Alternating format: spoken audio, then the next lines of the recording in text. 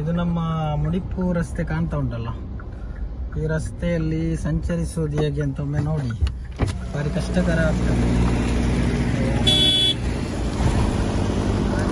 ತೊಂದರೆಗಳನ್ನ ಇಲ್ಲಿಯ ಜನಸಾಮಾನ್ಯರು ಅನುಭವಿಸ್ತಾ ಇದ್ದಾರೆ. ಹೀಗಾಗಿ ರಸ್ತೆಗಳಿಗೆ ಮುಕ್ತಿ ಯಾವಾಗ, ರಸ್ತೆಗಳ ಈ ರೀತಿ ಸಂಪರ್ಕವಾದರೆ ರಸ್ತೆಗಳಿಗೆ ಯಾವಾಗ ಡಾಮರೀಕರಣ ಮಾಡ್ತೀವಿ, ಇಲ್ಲಿಯ ಸ್ಥಳೀಯ ಪಂಚಾಯತ್ ಸದಸ್ಯರಿಂದ ಹಿಡಿದು ಇಲ್ಲಿಯ MLA ಆಗಿರ್ಬೋದು, ನಮಗೆ ಈಗ ಸ್ಪೀಕರ್ ಪಟ್ಟ ಹೊಡೆದು ದಯವಿಟ್ಟು ಇದನ್ನು ನೀವೆಲ್ಲ ಗಮನದಲ್ಲಿ ಇಟ್ಟುಕೊಂಡು ನಿಮ್ಮ ಈ ರಸ್ತೆಯಲ್ಲಿ ಸಂಚಾರಕ್ಕೆ ತುಂಬ ತೊಡಕು ಉಂಟಾಗಿದೆ, ತೊಂದರೆಗಳು ಅನುಭವಿಸ್ತಾ ಇದ್ದಾರೆ ಜನಸಾಮಾನ್ಯರು. ಹಾಗಾಗಿ ಈ ಪ್ರದೇಶದ ಸ್ಥಳೀಯ ಸದಸ್ಯರು ಹಾಗೂ ಇಲ್ಲಿಯ ಬೇರೆ ಬೇರೆ ಚುನಾಯಿತ ಅಭ್ಯರ್ಥಿಗಳು ತಕ್ಷಣ ಇದನ್ನು ಗಮನದಲ್ಲಿಟ್ಟುಕೊಂಡು ಈ ರಸ್ತೆಯನ್ನು ಸರಿಪಡಿಸಬೇಕು.